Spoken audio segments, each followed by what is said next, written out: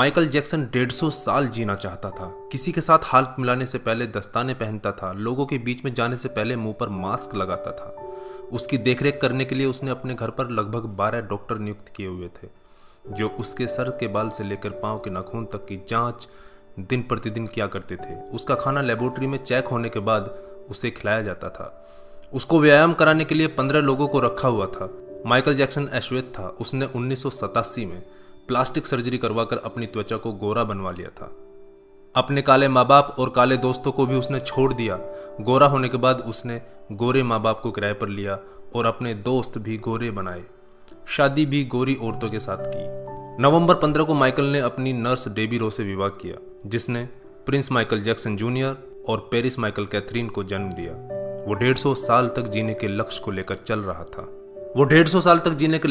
चल रहा था। हमेशा ऑक्सीजन वाले बेड पर सोता था। उसने अपने लिए अंगदान करने वाले डोनर भी तैयार कर रखे थे, जिन्हें वह खर्चा देता था ताकि समय आने पर उसे किडनी, फेफड़े, आंखें, किसी भी शरीर के अंग की जरूरत पड़े तो वह उनको आकर दे दें। उसको लगता था कि पैसे और अपने रसूख की बदौलत मौत को भी चकमा दे सकता है, लेकिन वह गलत साबित हुआ।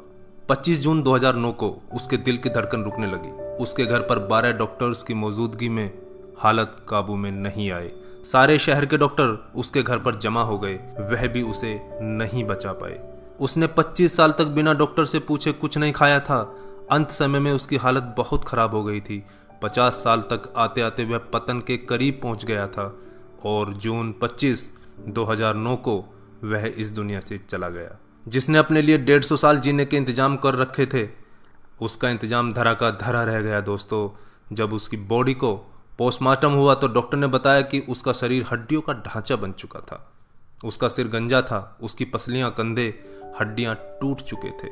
उसके शरीर पर अनगिनत सुई के निशान थे। प्लास्टिक सर्जरी के कारण होने वाले दर्द से छुटकारा पाने के लिए एंटीबायोटिक वाले दर्जनों इंजेक्शन उसे दिन में लेने पड़ते थे।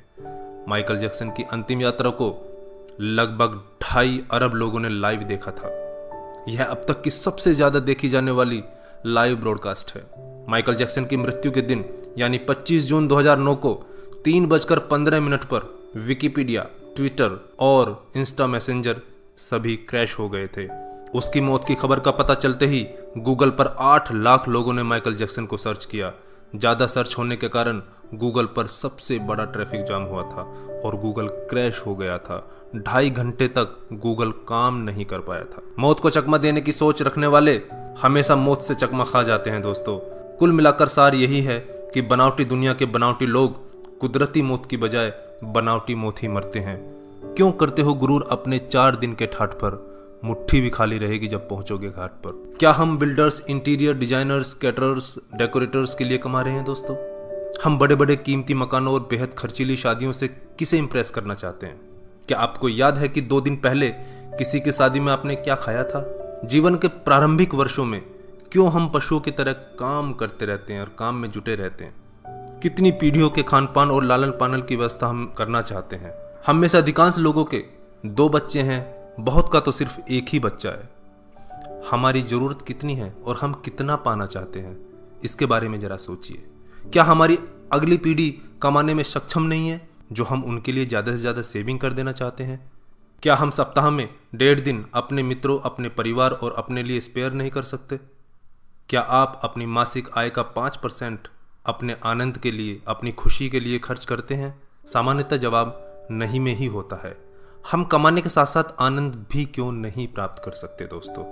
इससे पहले कि आप स्लिप डिस्क का शिकार हो जाएं, इससे पहले कि कोलेस्ट्रॉल आपके हार्ट को ब्लॉक कर दे, आनंद प्राप्ति के लिए समय निकालिए मेरे दोस्तों। हम किसी प्रॉपर्टी के मालिक नहीं होते, सिर्फ कुछ कागजातों, कुछ दस्तावेजों पर अस्थायी रूप से हमारा नाम लिखा होता है। अगर भगवान ऊपर है तो वो हमें देखकर हंसता होगा। वो सोचता होगा कि हम कैसी कैसी बातें करते हैं जब हम कहते हैं कि मैं इस जमीन के टुकड़े का मालिक हूं। किसी के भी बारे में उसके शानदार कपड़े और बढ़िया कार देखकर राय कायम मत कीजिए। हमारे महान गणित और विज्ञान के शिक्षक स्कूटर पर ही आया जाया करते थे। धनवान होना गलत बात नहीं है, लेकिन सिर्फ धनवान होना गलत है। आइए जिंदगी को पकड़ें इससे पहले कि जिंदगी हमको पकड़ ले। एक दिन हम सब जुदा हो जाएंगे, तब अपनी बातें, अपने सपने हम बहुत मिस करेंगे। दिन, महीने, साल गुजर जाएंगे, शायद कभी कोई संपर्क नहीं रहेगा।